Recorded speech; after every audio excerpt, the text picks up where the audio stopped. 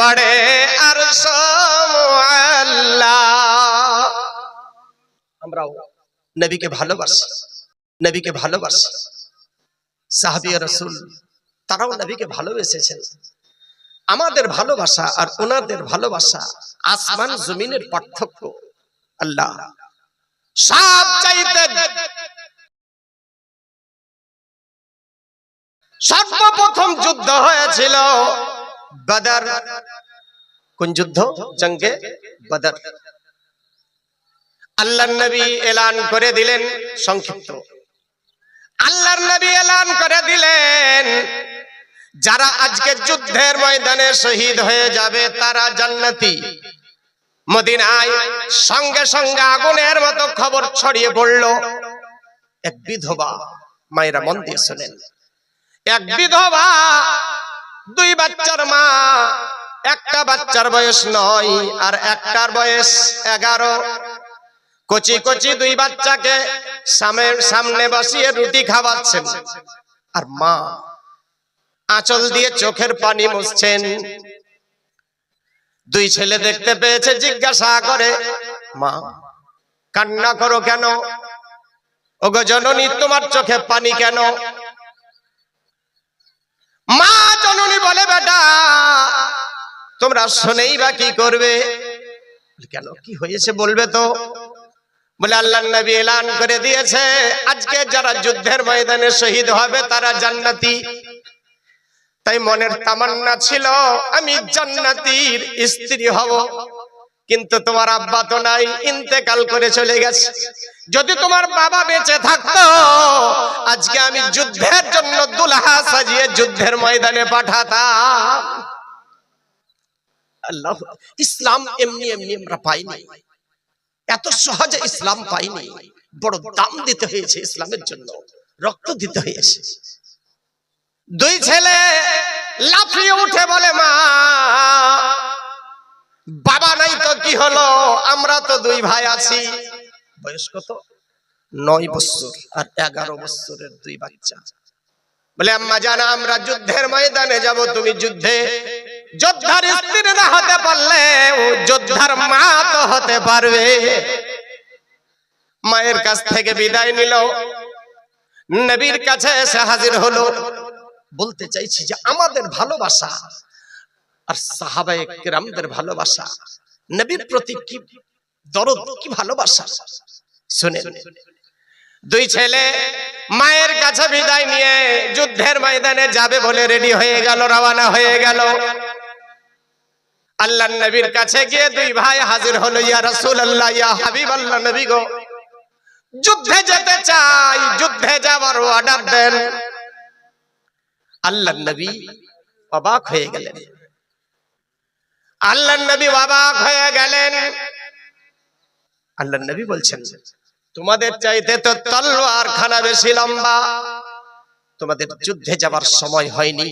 তোমরা যুদ্ধে সময় হলে ঠিক যাবে, এখন নয়। এখন গেলে শুধু জানটাই যাবে, লাভ কিছু হবে না। অতএব এখন যুদ্ধে যেতে হবে না। মায়ের সঙ্গে ওয়াদা করেছে, এদিকে নবী বাধা দেয়, যুদ্ধে যাবে কি করে? ইতিমধ্যে একটা বয়স্ক মানুষের দিকে চোখ পড়েছে। বলে, ইয়া রাসূলুল্লাহ, ইয়া হাবিবাল্লাহ, নবী গো একটা কথা বলতে চাইছিলাম। বলে, বলো। বলে, ইয়া রাসূলুল্লাহ, আমরা যদি বাচ্চা হয়ে যুদ্ধের ময়দানে যেতে না পারি, এটা তো বৃদ্ধ মানুষ, সোজা হয়ে দাঁড়াতে পারে না।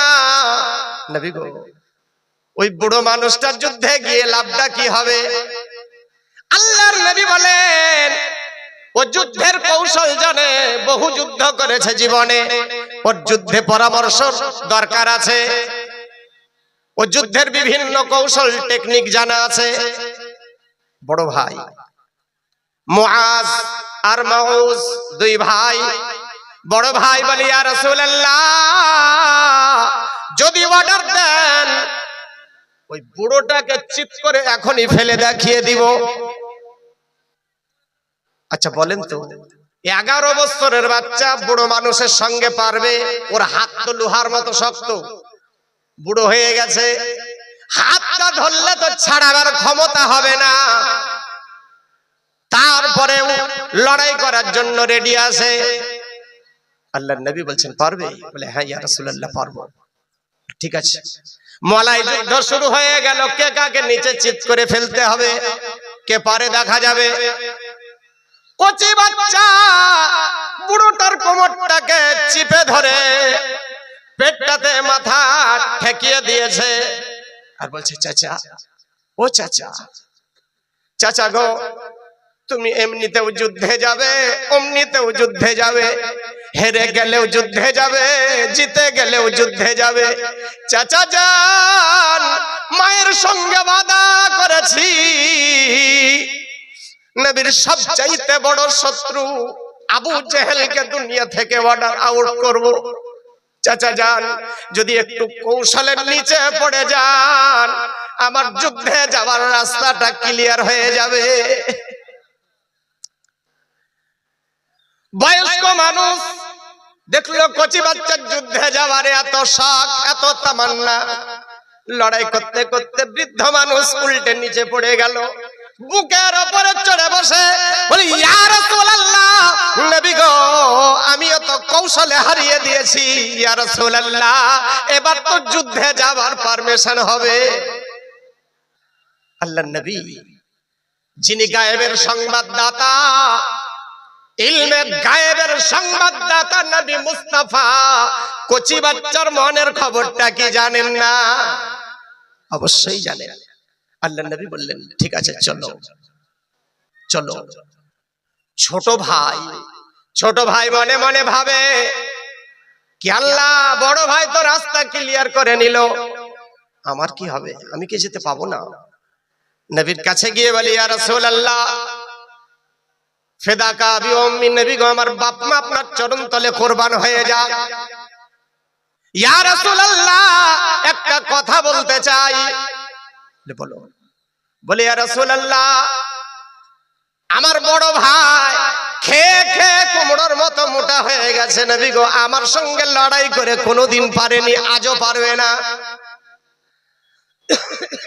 নবী গো, যদি বলেন আপনার সামনে চিৎ করে ফেলে দেখিয়ে দিব,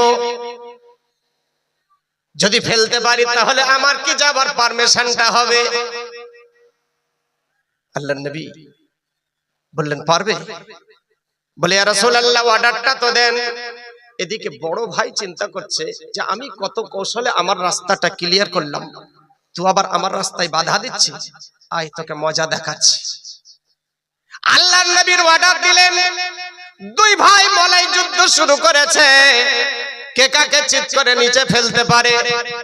দুই ভাই বুকের সঙ্গে জড়ে ধরে নিয়েছে। ছোট ভাই কানের কাছে মুখখানা লাগিয়ে চোখের পানি ফেলে আর বলে বড় ভাই, একই বাবার উরুসে জন্ম নিলাম, একই মায়ের স্তন চুষে বড় হলাম, একই মায়ের আঁচল তলে বড় হলাম, একই সঙ্গে খেলাধুলা করলাম। বড় ভাই, তুমি তো জান্নাতে যাবার রাস্তাটা ক্লিয়ার করে নিয়েছো, আমি কি দুনিয়াতে পড়ে পড়ে মার খাবো? আমি কি জান্নাতে যাবার রাস্তা পাবো না? বড় ভাই, তোমার তো অর্ডার হয়ে গেছে, একবার যদি আমার কথাটা মেনে নিয়ে নিচে যদি পড়ে যাও, আমারও জান্নাতে যাবার রাস্তাটা ক্লিয়ার হয়ে যাবে। দুই ভাই লড়াই শুরু করেছে। বড় ভাই চিত হয়ে নিচে পড়ে গেল, বুকের উপরে উঠে বলে ইয়া রাসূলুল্লাহ, আমিও তো কৌশলে ফেলে দিয়েছি ইয়া রাসূলুল্লাহ, নবী গো, এবার আমার যাবার অর্ডারটা হবে কি হবে না? আল্লাহর নবী বললেন চলো। কুচি কুচি বাচ্চা, জীবনে কোনোদিন কাটাকাটি মারামারি ফাটাফাটি দেখেনি। ইসলামের সর্বপ্রথম যুদ্ধ। ব্রাদার, সমস্ত সাহাবায়ে কেরাম শুয়ে আছেন, ঘুমিয়ে গেছেন। ওদিকে আবু জেহেলের দল, তারাও ঘুমিয়ে গেছে। সকালে যুদ্ধ শুরু হবে।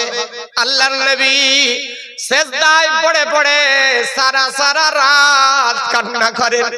আল্লাহর নবী বলেন, আল্লাহ হে রব্বে কায়নাত, হে রব্বে করিম, ये 313টা মুসলমান ইমানদার, গোটা পৃথিবী কাফির বেঈমান। আল্লাহ আজকে যদি 313টা ইমানদার দুনিয়া থেকে শেষ হয়ে যায়, আল্লাহ তোমাকে আল্লাহ বলার কেউ থাকবে না, দুনিয়াতে ইমানদার মিটে যাবে, আল্লাহ তোমাকে কেউ ডাকবে না। নবী এত কেঁদেছেন, সারা রাত নবীর চোখে পানি বয়ে বালি পর্যন্ত নবীর চোখের পানিতে ভিজে গেছে। আবু বকর সিদ্দিক রাদিয়াল্লাহু তাআলা আনহু ফজরের নামাজ পড়ে নবীর কাছে এসে দেখলেন নবী এত কাঁদে, এত কাঁদে। নবীর চোখের পানি দেখে আবু বকর সিদ্দিক কান্না শুরু করলেন, কেঁদে কেঁদে বলি, ইয়া রাসূলুল্লাহ, ইয়া হাবিবাল্লাহ, নবী গো, আমার বাপ মা আপনার চরণ তলে কুরবান হয়ে যাক, ইয়া রাসূলুল্লাহ, একবার সাজদা থেকে মাথা ওঠান।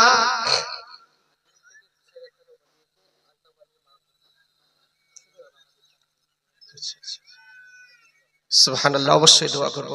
আলতাব আলী 20,000 টাকা, ওখানে যারা এই গ্রামের কাজকর্ম করে, পরিশ্রম করে, আজমির থেকে সবাই মিলে 20,000 টাকা নগদ পাঠিয়েছে। সুবহানাল্লাহ, নারে তাকবীর, নারে তাকবীর, আল্লাহু আকবার। আসুন দোয়া করে দিই, আল্লাহুম্মা আমিন।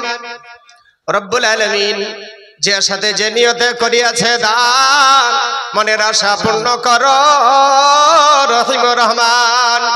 মাবুদ বিবি বাচ্চা ছেড়ে, বাপ মা ত্যাগ করে, আল্লাহ গো কচি কচি বাচ্চাদেরকে ত্যাগ করে, পাড়া প্রতিবেশীকে ত্যাগ করে 2 পয়সা ইনকাম করার জন্য কত দূর আজমির চলে গেছে। আল্লাহ ওখানে গিয়ে কষ্ট করে রোদ্রের তাপে আর ঠান্ডায়, আল্লাহ গো কত কষ্ট করে ইনকাম তারা করেছে, ওই কষ্টের টাকা তোমার নবীর মোহাব্বতে সবাই মিলে 20,000 টাকা দিয়েছে। আল্লাহ এ দানকে কবুল করে নাও, বালা মুসিবতকে দূর করে দাও। মাবুদ কত খবর আসে, ছাতের উপর থেকে পড়ে মারা গেছে, মশার কামড়ে ডেঙ্গু হয়ে মারা গেছে। আল্লাহ গো এরকম খবর যেন তাদের না আসে। আল্লাহ দীর্ঘজীবী করে দাও, লম্বা চওড়া আয়ু দাও, ইনকামে বরকত দাও, রুজি রোজগারে বরকত দাও, খেতে খামারে বরকত দাও, ছেলে মেয়ে সবকে সুস্থ রাখো। আল্লাহ যতদিন বাঁচিয়ে রাখবে ইমানদার করে রাখো, আর যেদিন উঠিয়ে নিবে ইমানদার করে উঠিয়ে নিও। লা ইলাহা ইল্লাল্লাহ মুহাম্মাদুর রাসূলুল্লাহ সাল্লাল্লাহু আলাইহি ওয়াসাল্লাম। আল্লাহর নবী অর্ডার দিলেন, যুদ্ধের ময়দানে চলে গেছে। সকাল বেলায় নবী 2টো লাইন সাজালেন নিজের সেনাদেরকে নিয়ে। 2টো, ওদিকে 1000-এর বেশি সৈন্য, তাদের কাছে যুদ্ধের ঢাল, তলোয়ার, ঘোড়া, বর্ছি, বল্লম, কত রকমের হাতিয়ার। সাহাবায়ে কেরামদের কাছে শুধু আল্লাহর উপরে বিশ্বাস ছাড়া তেমন কিছু ছিল না। কয়েকখানা তলোয়ার, কয়েকটা ঘোড়া, এছাড়া তেমন কিছু ছিল না। সকাল 8টার সময় যুদ্ধের দামামা বেজে উঠল, যুদ্ধ শুরু হয়ে গেল। যুদ্ধ করছে, আল্লাহর নবী নিজের সাহাবীদেরকে জশ দেওয়ার জন্য আবার এলান করলেন, আজকে যারা যুদ্ধের ময়দানে শহীদ হয়ে যাবে আমি নবী ঘোষণা করলাম তারা জান্নাতি। একজন সাহাবী রাসূল, তিনি খেজুর খাচ্ছিলেন, খেজুর খাচ্ছিলেন, সঙ্গে খেজুরগুলা ফেলে দিলেন। নবীর কাছে গিয়ে হাজির হলেন, ইয়া রাসূলুল্লাহ, কিভাবে যুদ্ধ করলে আল্লাহ খুশি হয়? আল্লাহর নবী বললেন, খালি গায়ে যুদ্ধ করাটা আল্লাহর বড় পছন্দের। সঙ্গে কাপড় খুলে দিলেন, মাথায় পাগড়ি বেঁধে যুদ্ধের ময়দানে চলে গেলেন। যখন যুদ্ধের ময়দানে খেজুর ফেলে দিয়ে চলে যাচ্ছেন, অন্য একজন সাহাবী বললেন, ভাই খেজুরগুলা খেয়ে উঠে যেতে পারতে, ফেলে দিলে কেন? উত্তরে বলেছিলেন, ভাই খেজুরগুলা খেতে গেলে জান্নাতে যেতে আমার লেট হয়ে যাবে। আল্লাহ আল্লাহ, জান্নাতে যেতে দেরি হয়ে যাবে, সময়টা নষ্ট হবে। খালি গায়ে যুদ্ধের ময়দানে চলে গেলেন, যুদ্ধ করতে করতে বেশ কয়েকজনকে মেরে জাহান্নামী করে শেষ পর্যন্ত নিজেও দুনিয়া থেকে বিদায় নিলেন।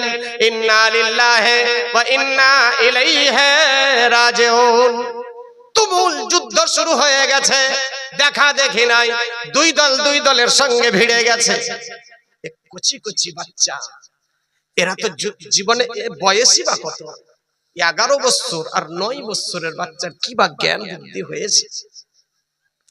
কিন্তু নবীর প্রেম ভালোবাসা ভিতরে অন্তরে আছে, এই ভালোবাসাই তাদের শক্তি। জীবনে কোনোদিন কাটাকাটি মারামারি দেখেনি, যুদ্ধের ময়দানে যখন দেখতে পেয়েছে এরা তাড়া খাওয়া মুরগির মতো দৌড়ে অন্যদিকে পালাচ্ছে, দৌড়ে পালাচ্ছে। বালির একটা টিলা নিচে দিকে লুকিয়ে বসেছে, লুকিয়ে বসে গেছে। আর ইতিমধ্যে মক্কার একজন ব্যক্তি ওই টিলার পাশ দিয়ে ঘোড়া দৌড়িয়ে চলে যাচ্ছে, পিছন থেকে ডাক দেয়, চাচা, ও চাচা, আরে দাঁড়াও চাচা, দাঁড়াও। ঘোড়া ঘুরিয়ে জিজ্ঞাসা করে, কি ব্যাপার, কিছু বলবে? বড় ভাই বলে, চাচা একটা কথা জিজ্ঞাসা করতাম। বলে, কি বলো? বলে, আপনি তো মক্কার মানুষ। বলে, হ্যাঁ। চাচা, আবু জেহেল কোনটা? আল্লাহু আকবার। 11 বছরের বাচ্চা জিজ্ঞাসা করে, চাচা আবু জেহেল কোনটা? মনে মনে ভাবে, আবু জেহেল তো ওই পাহাড়ের নাম, আবু জেহেল তো ওই চট্টানের নাম যা দেখলে গোটা মক্কা ভয় পায়। আবু জেহেলের নাম শুনলে সবাই কাঁপে। কচি কচি বাচ্চা আবু জেহেলের নাম কেন নেই? বলে, বাবা আবু জেহেলকে কি করবে, কি দরকার? ছোট ভাই চোখের পানি ছেড়ে দিয়ে কেঁদে কেঁদে বলে, চাচা যান, মায়ের মুখে শুনেছি আবু জেহেল নাকি আমার নবীকে গালি দেয়। চাচা গো, শুনেছি নবী সিজদায় যখন গেছিলেন আবু জেহেল উটের ভুঁড়ি নবীর মাথার উপরে উঠিয়েছে। চাচা, তাই মায়ের সঙ্গে ওয়াদা করেছি আবু জেহেলকে মারবো, আর না হলে দুনিয়া থেকে মরবো। চাচা, আবু জেহেলকে চিনি না, আপনি কি চিনেন? ইতিমধ্যে আবু জেহেল উঁচু ঘোড়ার উপরে ঘোড়া দৌড়িয়ে চলে আসছে। বলে, এই তো তোমাদের শিকার, এই তো চলে এসছে, এর নাম আবু জেহেল। বিরাট লম্বা উঁচু ঘোড়ার উপরে। আবু জেহেল বড় লম্বা চওড়া ছিল, ভয়ঙ্কর বডি। দুই ভাই, এদের কাছে না আছে ঢাল আর না আছে তলোয়ার, না আছে তলোয়ার, না আছে ঢাল। দুই ভাইয়ের কাছে আছে দুটো খেজুরের ডাল, দুটো খেজুরের ডাল। দুই ভাই কি যুক্তি করলো, আল্লাহু আকবার। সঙ্গে সঙ্গে এক ভাই আগে চলে গেল, এক ভাই পিছনে থেকে গেল। যেদিক থেকে আবু জেহেল আসছে ওই দিকে একজন এগিয়ে গেল। আর আবু জেহেলের ঘোড়ার পায়ে খেজুরের ডাল দিয়ে আঘাত করেছে। ছোট ভাই পায়ে আঘাত করেছে। আচ্ছা বলেন, খেজুরের ডাল দিয়ে আঘাত করলে, খেজুরের ডাল দিয়ে আঘাত করলে ঘোড়ার পা কেটে পালাবে নাকি? চামড়া ফেটে যেতে পারে, ওটা আলাদা, কিন্তু কেটে পালাবে না।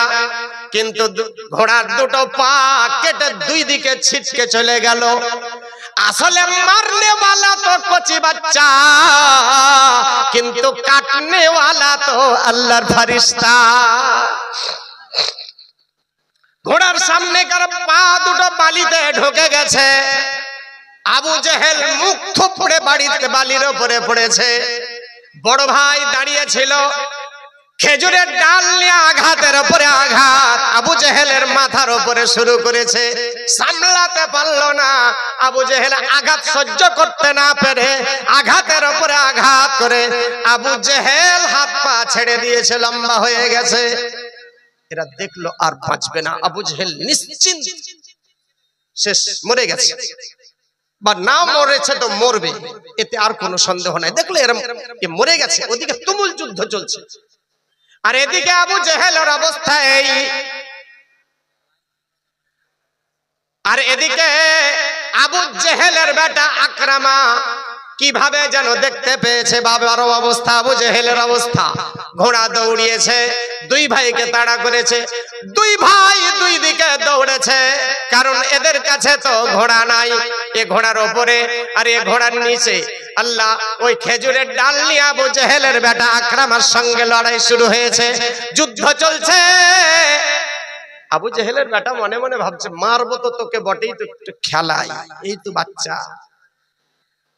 কোথাও চিড়ে গেছে, কোথাও ফেড়ে গেছে, কোথাও মাংস ঝুড়ে গেছে, এমন অবস্থা। ব্রাদার, আবু জেহেলের বেটা আকরামা বড় ভাইয়ের বাহুতে এত জোরে একটা তলোয়ারের আঘাত করলো, একটা হাত কেটে ঝুলে গেল। এক হাতে খেজুরের ডাল নিয়ে লড়াই করে, কিন্তু এক হাত কেটে গেছে, ছুঁড়ে পড়ে যায়নি, ছিঁড়ে পড়ে গেল আলাদা কথা ছিল, কিন্তু হাতটা লেগে আছে, হিলছে। এক হাতে তলোয়ার, খেজুরের ডাল নিয়ে তলোয়ারের মোকাবিলা করে, এই হাতটা খুব ডিস্টার্ব হয়ে দাঁড়িয়েছে, ঝরঝর করে রক্ত ঝরে, তারপরেও যুদ্ধ চলছে। মনে মনে ভাবে, হাত এতক্ষণ তুই ইসলামের খাতিরে লড়াই করেছি, তোকে ভালোবেসেছি, তুই এখন ডিস্টার্ব হয়ে দাঁড়িয়েছি, তোকে আর ভালোবাসতে পারলাম না। হাতটাকে পায়ে চেপে ধরে এত জোরে পড়পড় করে টান দিয়েছে, কাঁচা মাংস পড়পড় করে ছিঁড়ে যেন বডি থেকে হাতখানা আলাদা হয়ে গেল। আল্লাহু আকবার, আল্লাহু আকবার, ইয়া রাসূলুল্লাহ, ইয়া রাসূলুল্লাহ, জিন্দাবাদ। হাতখানা আলাদা হয়ে গেল। এদিকে ছোট ভাই সঙ্গে লড়াই করতে করতে, ছোট ভাই ওরাও তাড়া করেছে, পিছাচ্ছে, লড়াই করছে জান বাঁচিয়ে। দুই ভাই পিঠে পিঠ লাগিয়ে দিয়েছে, গোটা শরীর রক্তাক্ত হয়ে গেছে। বড় ভাই যুদ্ধ করছে আর বলছে ছোট ভাইকে, ছোট ভাই আমি আর বোধহয় বেশিক্ষণ বাঁচবো না, আমার শরীরের রক্ত যা ছিল বেরিয়ে গেছে, আমার শরীর থরথর করে কাঁপছে, আমি আর বেশিক্ষণ টিকতে পারবো না। ছোট ভাই, যদি তুমি নবীকে দেখতে পাও, নবীর সঙ্গে যদি সাক্ষাৎ হয়ে যায়, আমার সালাম নবীর চরণ তলে পৌঁছিয়ে দিও, আর বলে দিও, ইয়া রাসূলুল্লাহ, ইয়া হাবিবাল্লাহ, আপনার সবচাইতে বড় শত্রু আবু জেহেলকে দুনিয়া থেকে বিদায় করে দিয়েছি, আমার সালাম নবীর চরণ তলে পৌঁছিয়ে দিও। বলছে আর যুদ্ধ করছে, ক্ষত বিক্ষত, গোটা শরীর রক্তাক্ত। ব্রাদার, এদিকে সাহাবায়ে কেরাম দুই কচি বাচ্চার অবস্থা থেকে কাফিরদের উপরে হামলা করলো, দুই বাচ্চাকে বাঁচিয়ে নিয়ে নবীর সামনে এনে হাজির করলো। নবীর চরণ তলে শুয়ে গিয়ে নবীর চেহারার দিকে তাকিয়ে বলে, ইয়া রাসূলুল্লাহ, মায়ের সঙ্গে ওয়াদা করেছিলাম, মা জননী গো, যে আমার নবীকে গালি দেয়, আবু জেহেলকে দুনিয়া থেকে হটাবো, আর না হলে আমরা দুই ভাই হটে যাব। ইয়া রাসূলুল্লাহ, আপনার সবচাইতে বড় শত্রুকে আমি দুনিয়া থেকে হটিয়ে দিয়েছি। নবীকে সালাম জানালেন, আর নবীর চরণ তলে পড়ে দুই ভাই শাহাদাত বরণ করলেন। লা ইন্না লিল্লাহি ওয়া ইন্না ইলাইহি রাজিউন। আমরাও নবীকে ভালোবাসি, কচি কচি বাচ্চাও নবীকে ভালোবেসেছে। আছে এমন কোন মা নিজের ছেলেকে যুদ্ধের জন্য সাজিয়ে দিবে? বর্তমানের মায়েরা তো ইংলিশ মিডিয়ামের জন্য বেটাকে সাজায়, বাংলা মিডিয়ামের জন্য বেটাকে সাজায়, মাদ্রাসার জন্য কেউ বেটাকে সাজায় না। ডাক্তার হাসান আলী সাহেব মহানন্দপুর থেকে সুবহানাল্লাহ 3টা জুব্বা পাগড়ির আলহামদুলিল্লাহ 3টা জুব্বা এবং পাগড়ির দাম ডাক্তার হাসান আলী সাহেব 3-15-4500 4,500 টাকা দিয়েছেন। নারে তাকবীর, নারে তাকবীর, আল্লাহু আকবার। ইসলাম আলী 1000 টাকার দাতা। আল্লাহ দানকে কবুল করে না, মনের আশা পূর্ণ করে দাও। তাই বলছিলাম কিয়ামতের দিন যদি আমাদেরকে জিজ্ঞাসা করে তোমরা আমার নবীকে ভালোবাসতে, আমরা বলবো হ্যাঁ আল্লাহ গো তোমার নবীকে খুব ভালোবাসতাম। ওই সময় ওই কচি কচি বাচ্চাকে সামনে যদি হাজির করে বলে এদের মতো কি নবীকে ভালোবাসতে, ব্রাদার সেদিন লজ্জায় আমাদের মুখখানা নিচু হয়ে যাবে। আমরা নবীকে ভালোবেসেছি কিন্তু মুআজ আর মাউজের মতো নবীকে ভালোবাসতে পারিনি। তাই যারা নবীকে ভালোবাসেন এখনো সময় আছে, নবীর মাদ্রাসাকে ভালোবাসতে শিখেন। বেশি নয় 5 জন ব্যক্তির কাছে আমি 10,000 টাকা করে টাকা চাই নবীর মোহাব্বতে, নবীর ঘরের জন্য। 5 জন ব্যক্তি 10,000 টাকা করে টাকা আছেন কোন আল্লাহওয়ালা, কোন মর্দে মুমিন, কোন মর্দে মুজাহিদ 10,000 টাকার দাতা হবেন? কেউ আছেন? আজকের বক্তা পশ্চিম বাংলায়, শুধু পশ্চিম বাংলায় নয় বাংলা ও বিহার বিখ্যাত খ্যাতনামা সব চাইতে বেশি যার চর্চা এখন বিশেষ করে পশ্চিম বাংলায়। তিনি হচ্ছেন হযরত আল্লামা মাওলানা মুফতি জাহাঙ্গীর আলম সাহেব কিবলা। বেশক কয়েকখানা জলসা একসঙ্গে করলাম। আজকে আমার পরে পরে এমন একজন বক্তা যিনি মুনাজিরে আহলে সুন্নাত রাহবারে শরীয়ত হযরত আল্লামা মুফতি জাহাঙ্গীর সাহেব আমার পরে পরে আসবেন। আমাকে যত তাড়াতাড়ি বিদায় দিবেন তত তাড়াতাড়ি উনি আসবেন। তা আসেন 5 জন ব্যক্তিকে আমি দেখতে চাই নবীর মোহাব্বতে 10,000 টাকা দেবেন। আছেন কোন আল্লাহওয়ালা? কমিটি, সেক্রেটারি, সভাপতি, ক্যাশিয়ার, মেম্বার, প্রধান কেউ আছেন নবীর মোহাব্বতে নবীর ঘরের জন্য 10,000 টাকা দেবেন? নাই। কোন আল্লাহওয়ালা? কেউ নাই। 10,000 টাকার দাতা। কিয়ামতের দিন গ্রামেরই প্রধান, 4টা মেম্বার, সুবহানাল্লাহ, 2টা বিএলসি, এনারা আছেন এখানে, সব আছে। মেম্বার সাহেব 4টা, 4 10 40,000, 4টা মেম্বার 10,000 টাকা করে দেন। বিএলসি 2 জন বিএলসি আছেন এখানে, আর প্রধান সাহেব এখানে আছেন। কে দিলেন? 500 টাকা একটা ছেলে দিয়েছে, আল্লাহ দানকে কবুল করে নাও, আমিন। নাই 10,000 টাকার দাতা কোন মেম্বার, প্রধান, বিএলসি কেউ নাই। কোন আল্লাহওয়ালা, কোন মর্দে মুমিন, কোন মর্দে মুজাহিদ